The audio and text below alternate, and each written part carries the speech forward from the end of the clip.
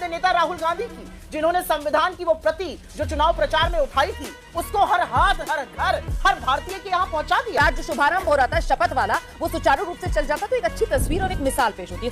वो लोग हाथ में संविधान लेके खड़े थे जिन्होंने संविधान की धज्जियां उड़ा दी थी।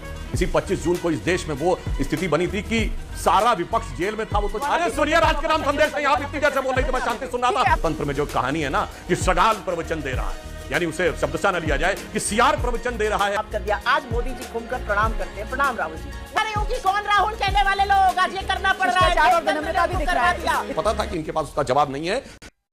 जय हिंद दोस्तों, स्वागत है आप सभी का आपके अपने YouTube चैनल इंडिया नया भारत की एक और नई वीडियो में। और दोस्तों, आज की इस डिबेट को एंड तक एंजॉय कीजिएगा, क्योंकि आज आपको बड़ा मजा आने वाला है। क्योंकि सुधांशु त्रिवेदी और सुप्रिया श्रीनेत के बीच की ये बहस आपको बड़ी ही मजेदार लगेगी। क्योंकि जब नए सांसदों को शपथ दिलाई जा रही है तो इसका बखान कर रही है सुप्रिया श्रीनेत कि कैसे प्रधानमंत्री नरेंद्र मोदी ने विपक्ष का अभिवादन किया तो उनको लग रहा है कि नरेंद्र मोदी राहुल गांधी के सामने झुक गए हैं। इसके बाद सुधांशु त्रिवेदी ने सुप्रिया श्रीनेत को याद दिला कि कैसे संविधान की कॉपी उठाए घूम रहे राहुल गांधी ये भूल गए कि उनकी दादी इंदिरा गांधी ने जब संविधान के ऊपर इमरजेंसी लगाकर संविधान को बदलने का काम किया तो उससे काला दिन संविधान और लोकतंत्र के लिए कोई और नहीं है। तो दोस्तों, इस डिबेट को अंत तक देखिएगा, आपको बड़ा मजा आएगा। और अगर आपको वीडियो अच्छी लगे तो वीडियो को लाइक करके चैनल को सब्सक्राइब जरूर कीजिएगा। तो चलिए वीडियो को साथ में एंड तक देखते हैं। Thank you. 18वीं लोकसभा का शुभारंभ का मौका था। आज तो सिर्फ जो नए चुनकर आए सांसद हैं उनको एक तरीके से शपथ ही लेनी थी, लेकिन इसका आगाज भी विपक्ष ने विरोध प्रदर्शन के साथ करना जरूरी क्यों समझा? आप सबको मेरा नमस्कार। बिल्कुल भी विरोध प्रदर्शन के साथ करना नहीं समझा। इस देश के सबसे पवित्र ग्रंथ, इस सबसे पवित्र किताब संविधान को हाथ में लेकर, संविधान को आज का दिन साक्षी मानकर अगर हम सदन में अंदर जा रहे हैं, इसमें क्या आपत्ति हो सकती है? क्या अद्भुत नजारा था। मुझे तो अद्भुत लगा और मुझे लगता है बीजेपी को भी ये करना चाहिए। ये वो संविधान है जो हमें हमारे पूर्वजों ने, जो हमें हमारे इस देश के आजादी के मतवालों ने दिया। बड़ी शहादतें हुई इसके लिए, बड़ी कुर्बानियां दी गई। ब्रिटानिया हुकूमत को घुटने टेकवाकर इस देश से अलविदा कहा गया और तब ये इतना अद्भुत हमें संविधान मिला। मुझे तो लगता है कितना अद्भुत नजारा था ये। एक के बाद एक सांसद, एक के बाद एक पार्टी संविधान को हाथ में लेकर चल रही थी। इससे अच्छा और क्या हो सकता था? और मैं शुक्रगुजार हूं अपने नेता राहुल गांधी की, जिन्होंने संविधान की वो प्रति जो चुनाव प्रचार में उठाई थी उसको हर हाथ, हर घर, हर भारतीय के यहाँ पहुंचा दिया। मुझे लगता है, मुझे बड़ा फक्र है इस बात का कि आज संविधान हर जगह दिख रहा था, हर ओर दिख रहा था। ये देश इसी संविधान से चलेगा।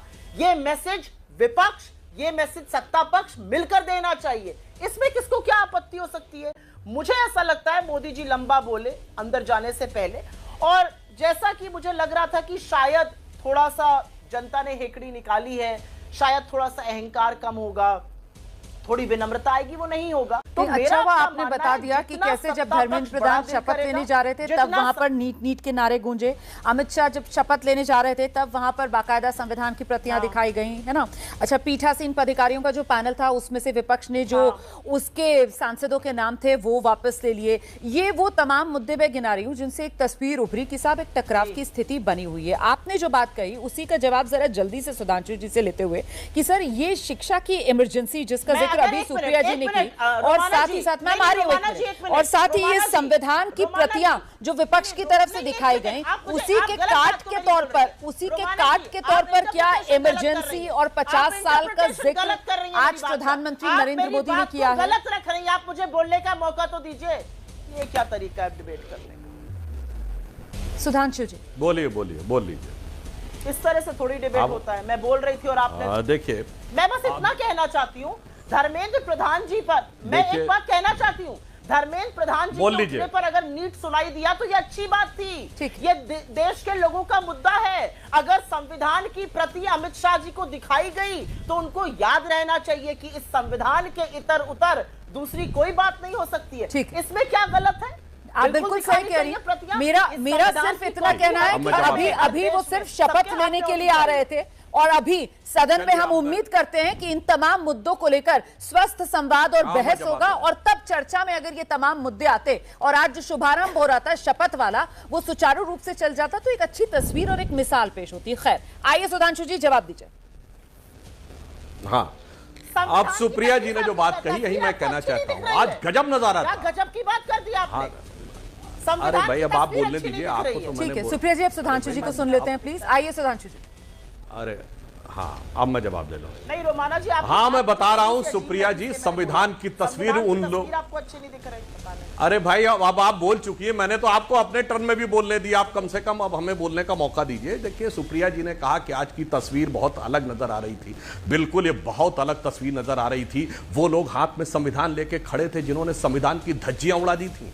इसी 25 जून को इस देश में वो स्थिति बनी थी कि सारा विपक्ष जेल में था, वो तो छोड़िए, नागरिकों के अधिकार समाप्त कर दिए गए थे। पुलिस आकर आपको जेल में डाल देगी और आप कोर्ट नहीं जा सकते थे। यही संविधान उन लोगों के हाथ में जब दिखता है तो ये बहुत दुखद और विडंबनापूर्ण लगता है। और इतना ही नहीं था, अगर कोई बस स्टैंड पे खड़े होकर भी कह दे कि इंदिरा गांधी की सरकार बदलनी है तो DIR, defence of India rule के तहत उसको अनिश्चित काल के लिए जेल में डाला जा सकता है। यह वो सरकार थी जिसने वो स्थिति उत्पन्न की थी जिसमें कोर्ट की प्रोसीडिंग में सॉलिसिटर जनरल ने कहा कि अगर जज ने यह कहा कि आप क्या कह रहे हैं कि सरकार किसी को गिरफ्तार कर लेगी तो हम देखते रहेंगे, तो सॉलिसिटर जनरल ने कहा मिलॉर्ड, अगर सरकार किसी को, अगर पुलिस गोली भी मार देगी तो आप देखते रहने के अलावा कुछ नहीं कर सकते।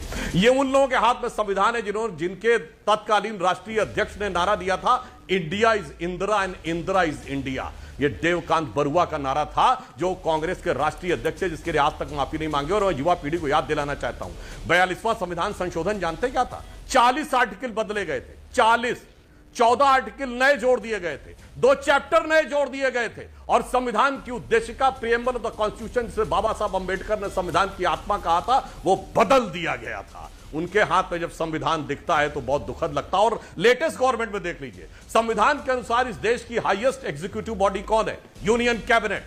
यूनियन कैबिनेट के ऊपर नेशनल एडवाइजरी काउंसिल किसने बनाई थी? वो संविधान का माखौल नहीं था क्या? ठीक है, जिसको सिर्फ कैबिनेट मिनिस्टर का रैंक था, वो नेशनल एडवाइजरी काउंसिल के चेयरमैन की फोटोएं बड़ी बड़ी लगती थी, विदेशी मेहमानों से वो मिलते थे बड़े बड़े। ठीक है, अरे आप तो बोल चुकी है, अभी तो मैं बोल रहा था। अरे भाई सुनने तो दीजिए, अभी सुन तो लीजिए। अब मैं बताना चाहता हूं, अरे आप बोल चुके हैं भाई, वो नेशनल एडवाइजरी काउंसिल बनाकर संविधान का माहौल किसने उड़ाया था? और संविधान, अरे सुनिए, राज के नाम संदेश नहीं, आप इतनी देर से बोल रही थी, मैं शांति सुन रहा था। और सुनिए, कैबिनेट के द्वारा प्रस्ताव को, अरे चिल्लाइए नहीं, मैंने तो आपको अपने बोलने दिया। अब अनकंफर्टेबल फैक्ट पे डिस्टर्ब हो जाता है, प्रॉब्लम हो जाती है। Let me complete my submission. अरे सुनिए, कैबिनेट के द्वारा पारित प्रस्ताव को जब एक सांसद आके चिन्ह यूं फाड़ के फेंक देता था, वो लोग आके संविधान के चिन्ह करने वाले लोग आकर जब संविधान की बात दिखाते हैं तो पंचतंत्र में जो कहानी है ना कि सगाल प्रवचन दे रहा है, यानी उसे शब्दशः न लिया जाए कि सियार प्रवचन दे रहा है, ऐसा लगता है, वो देखकर याद आता है। इसलिए ऐसे लोगों के हाथ में जब संविधान की बात आती है तो इनके चेहरे के नकाब उभर के सामने आ जाते हैं। मुझे ये तस्वीर आज बहुत अच्छी लगी। ये मेरे देश के संविधान की और मेरे देश के लोकतंत्र की ताकत है। नरेंद्र मोदी जी चुनाव के दौरान एक बड़े चैनल के इंटरव्यू में पूछ रहे थे, कौन राहुल? अरे वही राहुल जिसने आपकी रातों की नींद और दिन का चैन खत्म कर दिया था, जिसने इस देश की जनता को एकजुट करके खड़ा कर दिया, जिसने आपकी तानाशाही को समाप्त कर दिया। आज मोदी जी घूमकर प्रणाम करते हैं। प्रणाम राहुल जी, बहुत अच्छी तस्वीर है। यही होना चाहिए सदन में, यही संस्कार है, यही संविधान है और यही लोकतंत्र की ताकत है। कौन राहुल जी से प्रणाम राहुल जी कहना पड़ा, अच्छी बात है। इतनी सहृदयता, इतना चलिए, तो प्रधानमंत्री नरेंद्र मोदी की विनम्रता की गवाही सुप्रिया श्रीनेत खुद ही दे रही हैं आज नेशनल चैनल पर। मैं जरा जल्दी से एक रिएक्शन लेती हूँ राजीव जी का। विनम्रता की नहीं दे रही हूँ, बता रही हूँ कि कौन राहुल कहने वाले लोग आज ये करना पड़ रहा है। शिष्टाचार और विनम्रता भी दिख रहा है, इससे शिष्टाचार और विनम्रता भी दिख रही है। आप बोलने का मौका ही नहीं दे रहे। जैसी अपेक्षा थी सुप्रिया जी के पास संविधान से जुड़े किसी भी मुद्दे के, हो सकता है बाकियों की तरह कर जाती है। अरे भाई अब काफी हो गया भाई।